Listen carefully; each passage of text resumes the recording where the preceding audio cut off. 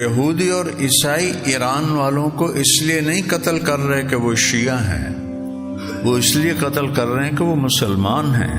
ابھی اللہ ان کی کیسی مدد کر رہا ہے، یہ کیسے نامراد لوگ ہیں جو اس وقت یہ فرقہ واریت کو آگ دے رہے ہیں۔ ہمارا اختلاف ہے، رہے گا، امہات العقائد میں ہے، لیکن ابھی وہ اس لیے نہیں مارے جا رہے کہ شیعہ ہیں، وہ اس لیے مارے جا رہے ہیں کہ وہ مسلمان سمجھتے ہیں۔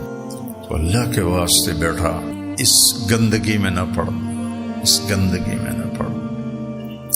میرے نبی نے منافقوں کو سینے سے لگا کے رکھا، بریلیوں سے تمہیں نفرت، شیعوں سے تمہیں نفرت، اہل حدیث سے تمہیں نفرت، دیوبندی اہل حق نبیوں کے قریب قریب، باقی سارے جہنم کا ایندھن۔ کیا تم ظلم کرتے، اللہ کی رحمت کو کیوں بند کرتے؟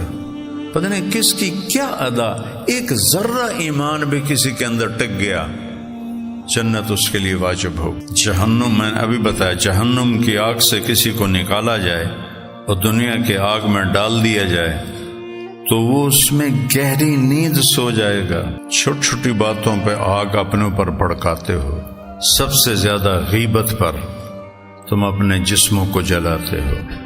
میں کرتا ہوں تو میں جلا رہا ہوں۔ الغیبت اشد من الزنا، زنا سے بڑا گناہ ہے غیبت کرنا اور نفرت کرنا۔ ذرا غور کرنا، ان الذین فرقوا دین اللہ یا دینہم، اللہ نے فرقہ واریت کو اپنا دین ہی نہیں قبول کیا۔ ان الذین فرقوا دینہم، جنہوں نے اپنے دین کو فرقہ واریت میں بدل دیا، لست منہم فی شیء، آپ کو ان سے کوئی تعلق ہے۔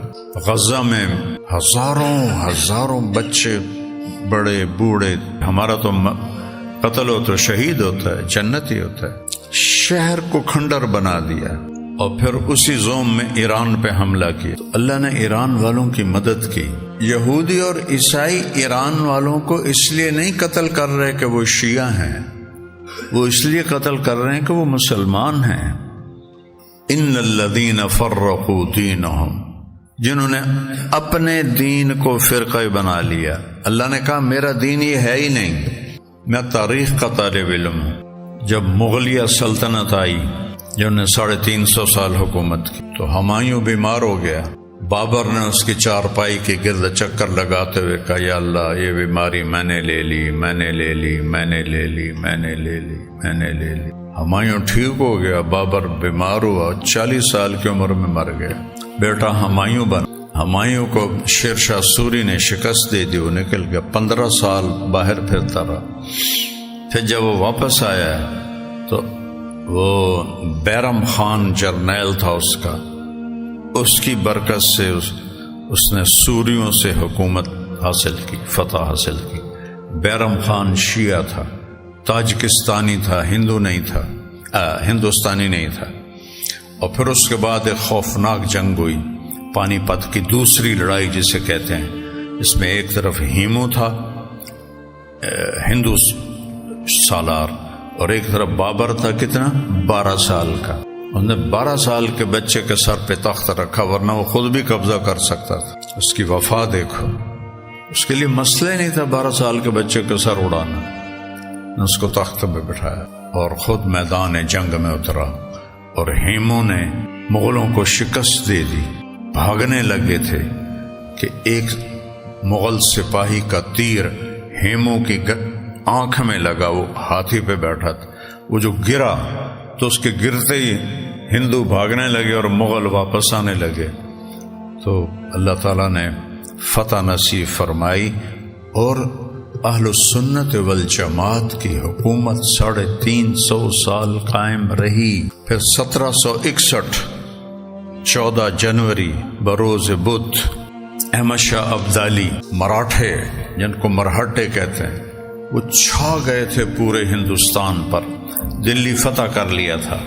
اور ان کے پیشوا نے کہا، ان کے بادشاہ کو پیشوا کہتے تھے، پیشوا نے کہا کہ جامع مسجد دلی میں شیو جی کا بت رکھو۔ شیو جی ان کا بہت بڑا بھگوان ہے، وہ بس ایسے اس کی شکل ہوتی ہے، کوئی اس کا چہرہ نہیں ہوتا، بس ایسے شکل ہوتی ہے۔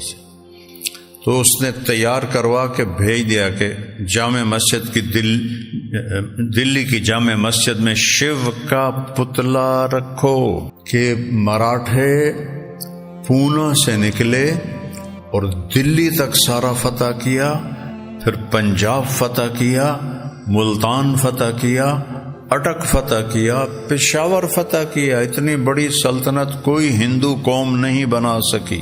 تو احمد شاہ ابدالی کو شاہ ولی اللہ رحمہ اللہ نے بلایا کہ اگر تم نہیں آتے ہو تو یہ اسلام کا وہ حال کریں گے جو اسپین میں عیسائیوں نے کیا تھا۔ اس سے پہلے 4 دفعہ احمد شاہ ابدالی آیا ہے، لوٹ مار کرنے آیا ہے، اور بے دردی سے اس نے مغلوں کا خزانہ خالی تھا تو اس کو بڑا غصہ چڑھا۔ انہیں متھرا ایک ہندوستان کا مذہبی شہر ہے، اس پہ حملہ کیا اور اپنے فوجیوں سے کہا جو سر کاٹ کے لائے گا 5 روپے، فی سر 5 روپے۔ تو اس کا پچھلا جو تاریخ تھی وہ انتہائی خوفناک تھی۔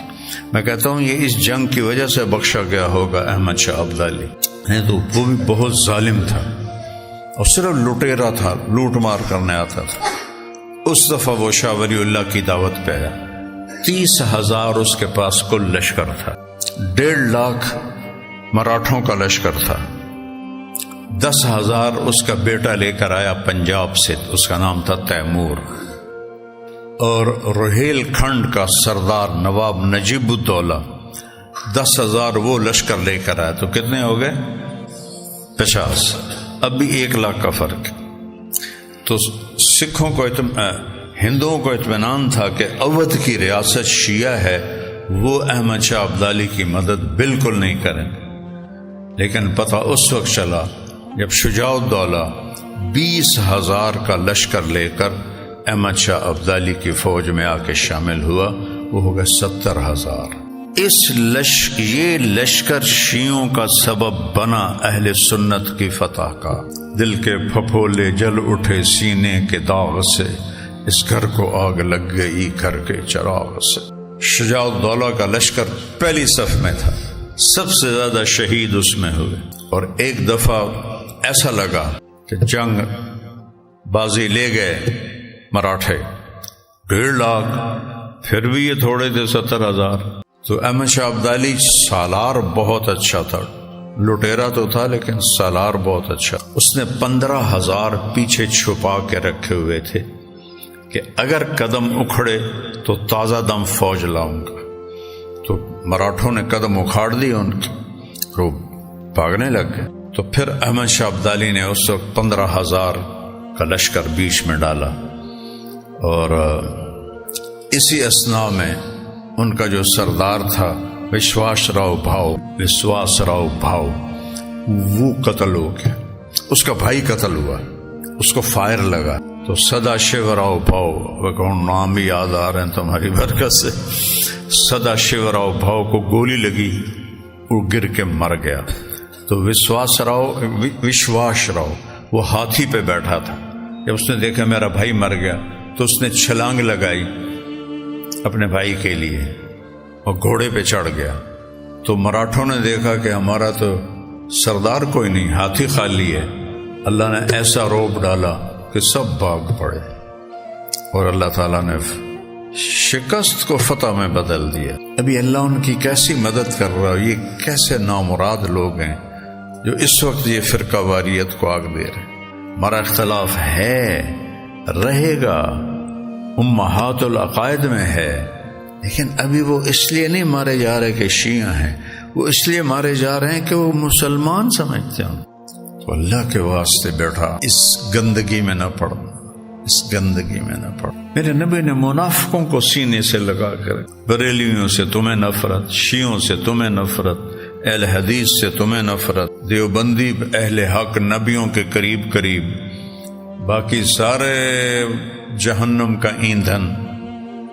کیا تم ظلم کرتے، اللہ کی رحمت کو کیوں بند کرتے؟ پتہ نہیں کس کی کیا ادا، ایک ذرہ ایمان بھی کسی کے اندر ٹک گیا، جنت اس کے لیے واجب ہوگی۔ بڑا دکھ ہوتا ہے، نہ مطالعہ ہے، نہ بصیرت ہے، نہ فراست ہے، نہ کوئی صحبت ہے کہ کوئی اچھے لوگوں کی صحبت ہی ہو۔ بھائی میں تو روز دعا کرتا ہوں